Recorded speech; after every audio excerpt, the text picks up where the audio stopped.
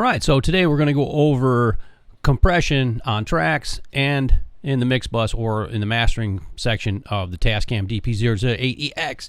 So to start off with, if you were recording tracks, chances are you're probably going to put some kind of effects on it, EQ, whatever. And the way to do that would be to go into the input setting, EQ dynamics button, and press that, and then you're going to wind up with these options. So you've got both the channels. Obviously you can switch between A and B and apply any of these things, EQ and dynamics, to either or both channels. So since we're concentrating on the dynamic portion today, compression, you're going to have on, off, and so you just jog wheel it on, and then you can look at your parameters. Okay, so they have presets, but we can go into the parameters and actually set the threshold, ratio, level, attack, and release, and those are the options that you get on the Tascam for compression. All right, so in multi-track, compression prints to each individual track, so it's part of your recording, so it's there for good. And if you wanted to know more about how all this works, watch part 1 of this 2-part video and get a little more insight into Compression 101. All right, so back to the Tascam. All right, so on input dynamics, when you're doing tracking, you get all these different options for threshold, ratio, attack, release, and makeup gain.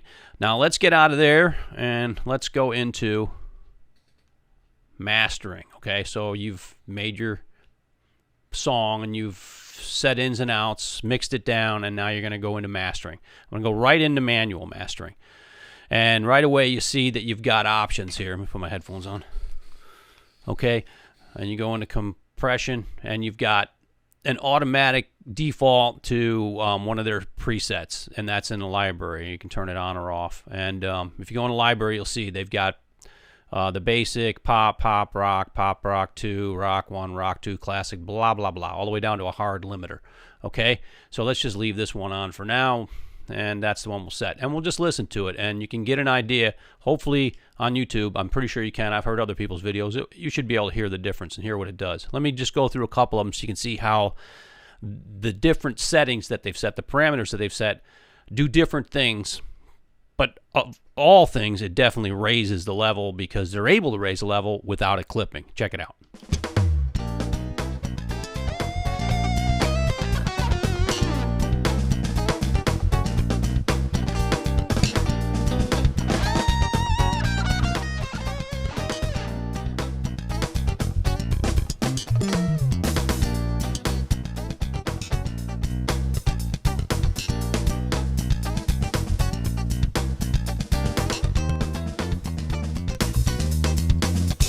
Big difference there. A lot of top end.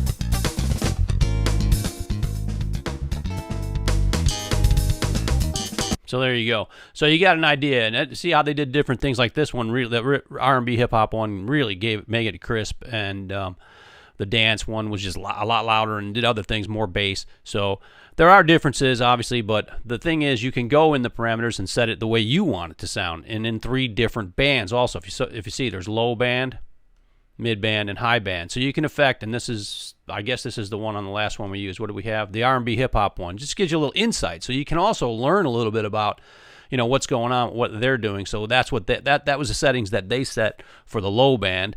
And you do only get the 3. And here you don't get attack and release. You just get threshold, ratio, and level. And it's doing it to the whole song, not just one track now. Now you're doing everything. So, and you can see what they did there. And in that band, in the mid band, there's their threshold, there's their ratio, there's their level, the makeup level.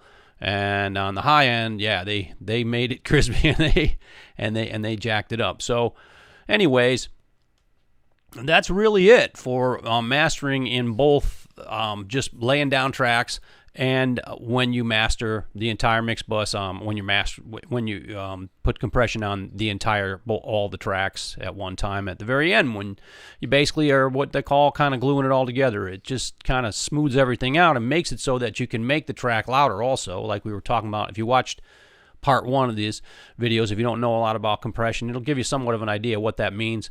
If you already know, you probably know more than I do. I'm not a super expert on this, but I know more than some people, so I figure, hey, I'll let people know, and maybe it'll help. But anyway, that's how it works in the Tascam. So now, once you picked it, you just go ahead and the one you got it on, you got the one you want. You just go ahead and hit record play like you normally do. Hold down record and hit play, and it'll master the song that way. And I've already done that, but let's see what happens. So now it's mastering it with that R&B hip hop, and that'll make a master. And you can make as many masters as you want. I'm gonna stop it.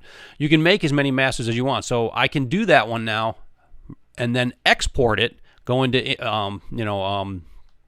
I got to get out of here. I got to go back into multi-track, and then just one more little review primer here, and then we go to import export, and then export that master, and it'll export that master, and then I can go back in and remaster it again, and then do the same thing and export, and just name it something different each time, and then those will be in the wave folder on the Tascam card. And then just take them out, put them on your computer, listen to them through your computer, or you can listen to them on the Tascam if you want to, but you can't listen to more than one of them at a time. You can, it's kind of hard to back up and get in and out. So it's easier if you just put them on your computer, put them in a player, and just listen to them, A/B them, and get an idea what you like for that particular, what's right for that particular piece of music, and just experiment. And there you go. That's all I got for this one. See you guys.